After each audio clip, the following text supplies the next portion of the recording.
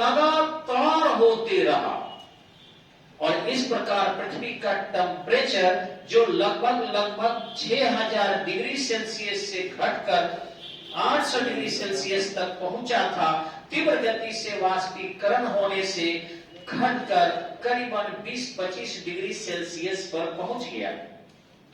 अब जब पृथ्वी का ताप घटकर 20 से 25 डिग्री सेल्सियस पर पहुंचा तो इतनी वर्षा हुई, फिजिक्स में आप लोग पढ़े होंगे, जल अपना तल स्वयं ढूंढ लेता है।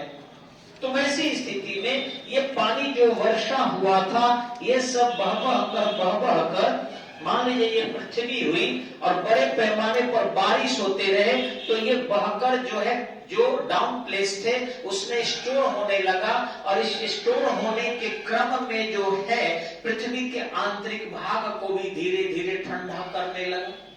और आज के डेट में इस पूरे सतह का एवरेज टेम्परेचर 15 डिग्री सेल्सियस है, 15 डिग्री सेल्सियस एवरेज टेम्परेचर।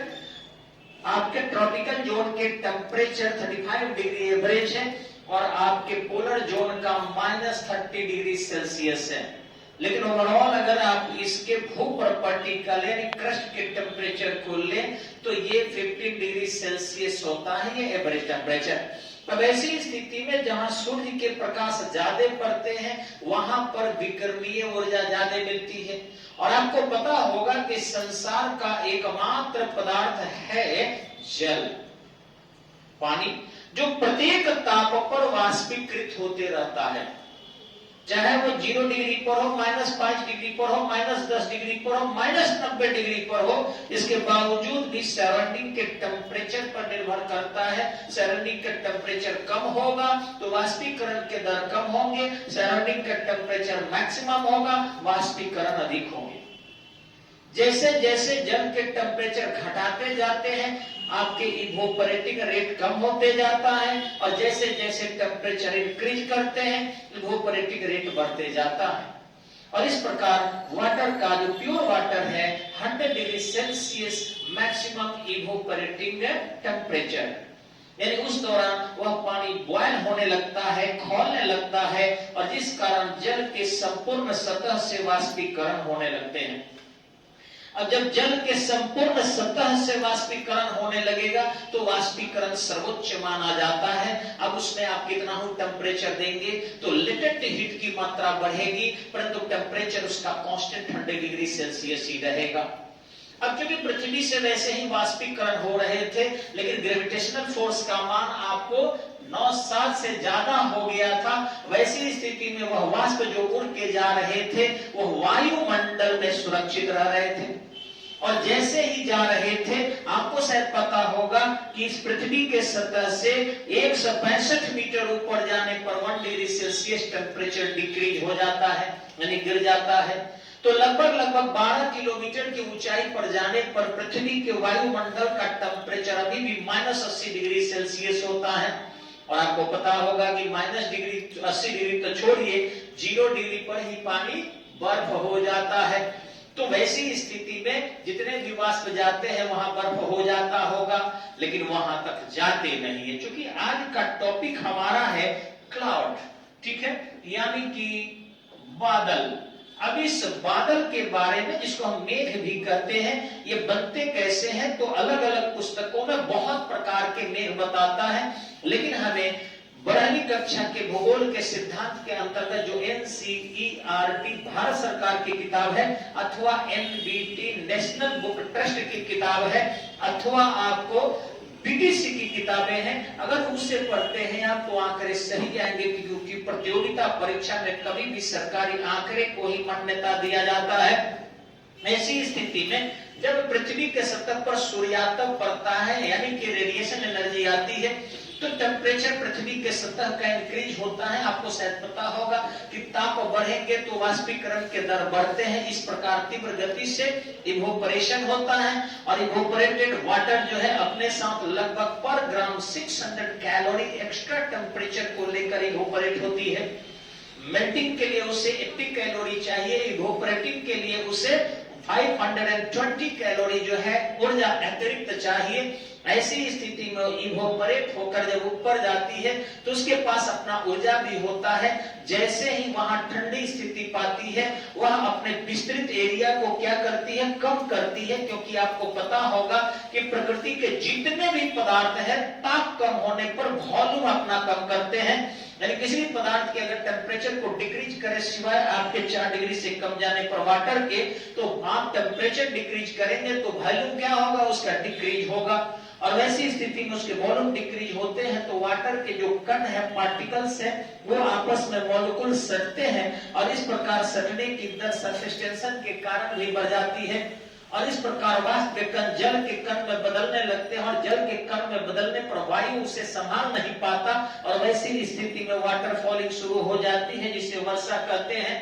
लेकिन आज का टॉपिक हमारा वर्षा नहीं है। अगले टॉपिक में हम वर्षा बताएंगे कि आपके संवहनीय वर्षा क्या है, पर्वतीय वर्षा क्या है, चक्रवातीय वर्षा क्या है, ये टोटल आपको चर्चा करेंगे हम। और किन किन जो है आपके अक्षांश और देशांतर रेखाओं पर ये वर्षा क्यों होती है ज्यादा, वृष्टि छाया क्यों पड़ते हैं, रेगिस्तान क्यों कम वर्षा होने के कारण होते हैं, क्या कारण है कि विश्व के सबसे ज्यादा वर्षा वाला स्थल मासिक नाम है। इन सब की चर्चा आपको अलग वीडियो में करेंगे।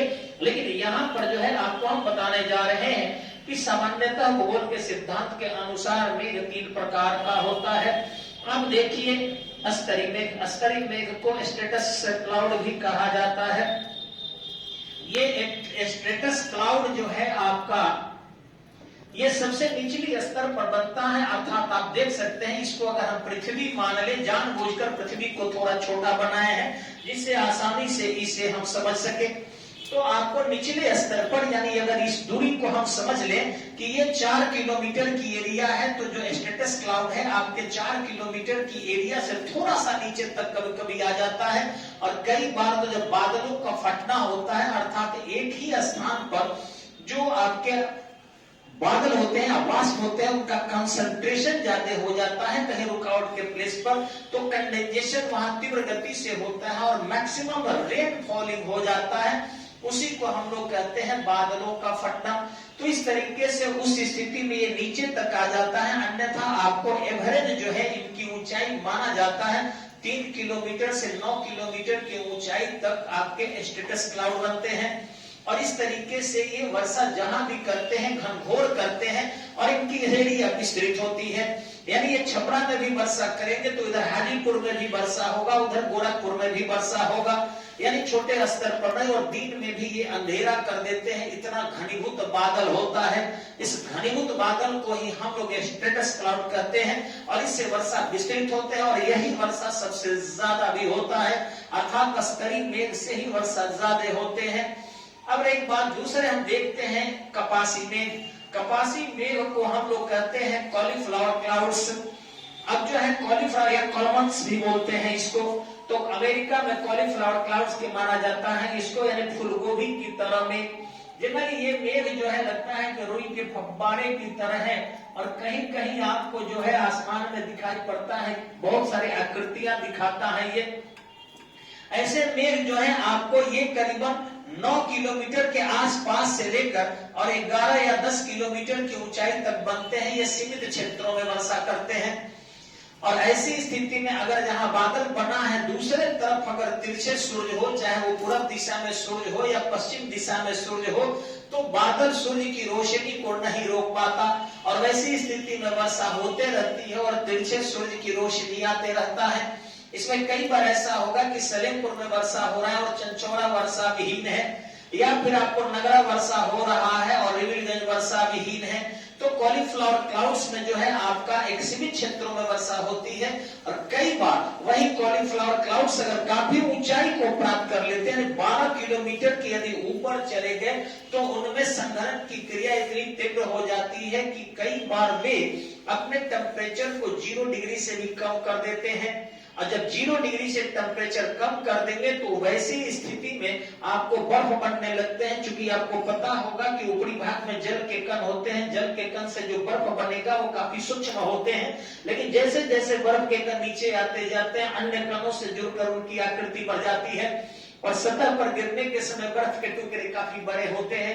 हम बच्चे थे तो सोचा करते थे ऊपर बड़ा बड़ा बर्फ बनता होगा, आपस में टकराने के बाद टुकड़ा होकर गिरता होगा, लेकिन ऐसी बात नहीं है। ऊपर ही सूक्ष्म कण बनते हैं जिसको आप हिम कण कह सकते हैं, लेकिन जैसे जैसे नीचे आते हैं वो एक दूसरे से चिपक कर और फिर अपना आकार बड़े कर लेते हैं। और सबसे ज्यादा बड़ा आकार बर्फ का पृथ्वी के सतह पर गिरने से जस्ट पहले होता है। तो इस तरीके से उस बर्फ का अध्ययन वैज्ञानिकों ने किया है। प्याज की छिलके की तरह जो है उस पर बर्फ जमे रहते हैं। मूल कण केंद्र में होता है, जिस जल से मिलता है उसको भी अपने में चिपका लेता है और बड़ा होते होते बड़ा साइज में वो गिरता है। तो इस तरीके से जब बर्फबारी होते हैं उसको हिमवृष्टि कहते हैं।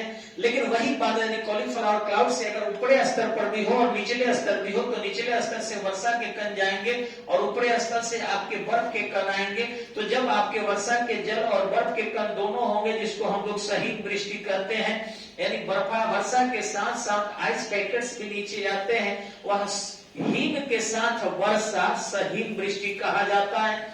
अगर आप देखेंगे पच्छाद मेघ के बारे में अगर, तो पच्छाद मेघ जो है ये बहुत ही कम वर्षा करता है, यानी ये काफी ऊंचाई पर होता है। ऊंचाई पर होने के कारण जो है इसमें आर्द्रता की मात्रा काफी कम होती है, बादल इसमें काफी कम होते हैं और वैसी स्थिति में कंडेंसेशन की क्रिया भी माइनर करते हैं। तो इतने सूक्ष्म रूप में होते हैं कि 2-4 बूंद कभी गिर जाते हैं, उसके बाद दिखाई नहीं पड़ते। एकाएक लोग पूछता भी है बारिश होता कहाँ हो, और उसके बाद पता चलता है नहीं बारिश कहाँ हो रहा है। तो इस तरीके की स्थितियां दिखाई पड़ती है। सबसे कम वर्षा अगर मेघ से देखें आप, तो आपको ये पच्छाद मेघ से होगा। दूसरी स्थिति देखें तो आपको कपासी मेघ से होगा, और तीसरी देखें तो आपको अस्तरी मेघ से होगा। यानी मेघों को अगर उत्तरदायी माने तो सबसे ज्यादा वर्षा जो है आपके अस्तरी मेघ से ही होती है। अस्तरी मेघ निचले स्तर पर बनती है, कपासी मेघ थोड़ा निचले और ऊपर तक चली जाती है, लेकिन पच्छाद मेघ कभी भी काफी ऊंचाई पर बनती है। सूर्योदय और सूर्यास्त के समय कई बार जो है कहीं कहीं सूक्ष्म लाल लाल प्रकार बादल के पैकेट्स दिखाई पड़ते हैं, वह पच्छाद मेघ का उदाहरण है। उसकी आकृति पक्षियों की पूंछ की तरह होती है, लेकिन ये मेघ अलग अलग नहीं बनते। कई बार ये मेघ एक दूसरे में मेल भी खा जाते हैं। यानी मान लीजिए कि ये आपका स्तरी मेघ हुआ और ये आपका कपासी मेघ हुआ, और दोनों एक दूसरे से सट गए तो उसे मिक्स रूप में कहा जाता है स्तरी कपासी मेघ। इसी ढंग से कपासी भी कई बार पच्छाद से मिल जाता है तो कपासी पच्छाद हमें इस तरीके से कभी 2-2 को मिलाकर कभी 3-3 को मिलाकर मेघ के नाम के लिस्ट बढ़ा दिया जाता है, लेकिन मूल रूप से 3 ही मेघ होते हैं। अस्तरी मेघ होता है, कपासी मेघ होता है, पच्छादी मेघ होते हैं। और भारत में जो देखे होंगे सबसे ज्यादा वर्षा मानसूनी हवा से होती है, उससे मेघ उत्तरदायी होता है। ऐसा नहीं कि नहीं होता, लेकिन मेघ बनना अलग चार्ज है, चार अलग क्रिया है। और इस ढंग से ये चाल पवन का चाल अलग है। पवन मानसूनी जो है ये पवन है जो मेघों को अपने साथ लाती है और इस तरीके से वर्षा का रूप देती है। तो वर्षा अगर हम देखेंगे तो उसको अलग वीडियो में हम आपको चर्चा करेंगे, या थोड़ी सी बता भी देते हैं जिसको आप थोड़ा सा अपने पुस्तकों से या कहीं से देख लीजिएगा, फिर अगले वीडियो में ज्यादा जानकारी देंगे। उसमें है आपका कि जो संवहनीय वर्षा है, जहां भी ताप ज्यादा होता है, वाष्पीकरण ज्यादा होते हैं, जैसे पृथ्वी के विषुवत रेखा में, तो यहाँ सूर्यातप ज्यादा है और इसलिए यहाँ पर ज्यादा से ज्यादा जो है वाष्प बनते हैं। लेकिन प्रतिदिन संध्या के समय में यहाँ कंडेंसेशन की क्रिया प्रारंभ हो जाता है और घनघोर वृष्टि होती है। इस प्रकार संवहनीय वर्षा विषुवत रेखीय क्षेत्रों में प्रतिदिन होता है। अगर आप देखेंगे कर्क रेखा पर या मकर रेखा पर, तो वहां पर वायु नीचे गिरती है, यानी वहां आर्द्रता युक्त तो वायु बनती ही नहीं है। जब आर्द्रता युक्त तो वायु ऊपर नहीं जाएगी तो बादल नहीं बनेगा, बादल नहीं बनेगी तो वृष्टि नहीं होगी। और यही कारण है आपको कि कर्क रेखा पर और मकर रेखा पर वृष्टि नगण्य होती है। विश्व के सारे रेगिस्तान लगभग आपके कर्क रेखा और मकर रेखा पर है। थोड़ा बहुत वृष्टि छाया में जहां है वहां पर कुछ आपके मरुस्थल है, लेकिन सभी मरुस्थल आपके कर्क रेखा मकर रेखा पर ड्यू टू हाई प्रेशर के कारण, यानी वहां इवोपरेशन नहीं होता, न बादल बनते हैं न वर्षे होते हैं। अब रही बात आपको कि चक्रवातीय वर्षा, तो इन क्षेत्रों में अगर देखें या कहीं भी चक्रवात हो, ध्रुवीय वृत्त में यहाँ से ठंडी आर्द्रता युक्त हवा आती है और इधर से जो है गर्म हवा जो पछुआ पहुंच जाके इससे टकराती है 66.5 डिग्री अक्षांश पर, दोनों अक्षांश में, तो वहां पर साइक्लोनिक स्थिति उत्पन्न हो जाती है। और साइक्लोनिक में हो सकता है कि कई बार केंद्र की ओर जो है हवा प्रविष्ट करती है और कई बार केंद्र से बाहर करती है। जब केंद्र की ओर हवा प्रविष्ट होगी तो हवा ऊपर की ओर उठेगी, यानी कि ऊपर जब हवा उठेगी यानी बीच में कम प्रेशर रहेगा और बाहर अधिक प्रेशर रहेगा। तो वैसी स्थिति में ऊपर उठी हुई हवा जब ठंडी होगी तो उसमें कंडेंसेशन की क्रिया होगा, यानी संघनन की क्रिया होगा। संघनन होगा तो वाष्प के कण जल के कण में बदलेंगे और इस प्रकार वाटर फॉलिंग शुरू हो जाएगा, जिसको साइक्लोनिक रेनफॉल कहते हैं। तीसरी स्थिति है आपको पर्वतीय वर्षा। पर्वतीय वर्षा में होता क्या है कि जब आर्द्रता युक्त वायु पर्वतीय क्षेत्रों से गुजरती है और पर्वतों से टकराकर या वृक्षों से टकराकर ऊंचाई को प्राप्त कर जाती है, और जब ऊंचाई को प्राप्त कर जाएगी तो कंडेंसेशन की क्रिया उससे होगा क्योंकि ठंडी हो जाती है और वैसी स्थिति में वृष्टि करती है। लेकिन कई बार ऐसा होता है कि जब ये ऊंचाई को प्राप्त करती है तो उसी क्षेत्र में जिधर से चल रही होती है, पर्वत के अभिमुख पर्वताभिमुख क्षेत्रों में ही घनघोर वृष्टि होती है और बाकी विपरीत क्षेत्रों में वृष्टि नगद में होती है, जिसे वृष्टि छाया कहते हैं, जिसको पर्वताभिमुख कहा जाता है। तो इसको ज्यादा आपको हम बताएंगे अगले वीडियो में, आप देखिएगा। और तब तक जो बच्चे बैठे हैं एक बार इन लोगों को भी दिखा दीजिए कि कितने बच्चे बड़ी चाव से क्लास को सुन रहे हैं। और इस दिन के करीबन 2 बजे में, पौने 2 बजे हो रहे हैं, तो हम बच्चों से कुछ 1-2 सवाल पूछेंगे। मुझे उम्मीद है कि शायद बताएंगे। चलिए आपसे सवाल है, आप घुमाते रहिए, तब तक थोड़ा सा बताइए। आपने इतना समझा है, हालांकि मैं तेज गति से थोड़ा करता हूं क्योंकि प्रतियोगिता परीक्षा आप जान ही रही है कि बहुत ज्यादा कठिन है और आज के समय में पढ़ना बहुत आसान है, हंसना बहुत आसान है और कोचिंग में मनोरंजन करना अलग बात है, लेकिन कंपटीशन को फेस करना, उसे प्राप्त करना काफी कठिन कार्य है। वैसी स्थिति में आपको उन प्रतियोगियों के सामने आना है जहां 6 लाख प्रतियोगी बैठते हैं और 22 सीट होता है। तो सोचिए 6 लाख प्रतियोगियों में 22 सीट के लोगों को ही ज्वाइनिंग होगा, तो आपको निश्चित रूप से अप टू डेट रहना पड़ेगा। इसलिए मेरे सवाल का जवाब दीजिए। आप देखिए 3 प्रकार के बादलों को देख रही है, यहाँ पर सबसे ज्यादा वर्षा किससे होगा? स्तरी मेघ से। सही जवाब है। इनका नाम आपका मुक्तिका पांडे पंडित जी हैं। चलिए ठीक है, पंडित जी है, दान देने वाली पंडित जी है। हाँ चलिए आप, मैं दान लेने वाला पंडित जी हूँ। सवाल है आपसे, ये बताएंगे ये 3 प्रकार के मेघ में सबसे कम वर्षा किससे होती है? पछाव मेघ से होती है। चलिए बैठ जाइए। चलिए इनसे सवाल है, नेहा जी से। आप मास्क हटाइए जी। सुश्री नेहा जी से सवाल है, ये बताइए 3 प्रकार के जो मेघ है आपके सामने दिखाई पड़े। ऐसे आप इंग्लिश मीडियम की छात्रा है, मुझे पता है, लेकिन फिर भी आप हिंदी समझ जाइएगा, इतना ये भी पता है। सवाल है आपसे कि कौन से मेघ ज्यादा ऊंचाई पर बनते हैं? 3 प्रकार के आप देख रहे हैं। पछाव मेघ, हिंदी बोल ली, बहुत अच्छा, बैठिए, अभ्यास कीजिए। देश में शासन करना है और देश के लोग हिंदी बहुल है, अतः हिंदी जानना ही पड़ेगा। अंग्रेजी अगर बहुत ज्यादा पढ़िए और हिंदी बिल्कुल न समझिए तो क्या इंग्लैंड में जाके आप लोगों को राज्य करना है, क्या देश चलाना है? अगर इंग्लैंड में नौकरी करना है तो केवल इंग्लिश, ब्रिटेन में करना, अमेरिका में करना है तो केवल इंग्लिश, अगर इंडिया में करना है तो इंग्लिश पढ़ो लेकिन हिंदी भी समझो। मैं बार बार कहता हूँ क्योंकि यहाँ चलने के लिए मैं शुरू में कोचिंग रखा था, खाली अंग्रेजी में पढ़ाया करता था, एक को एडमिशन नहीं होता था। और जैसे हिंदी मैंने शुरू किया, एडमिशन होने लगा और भोजपुरी बोलने लगे तो भीड़ लगने लगा।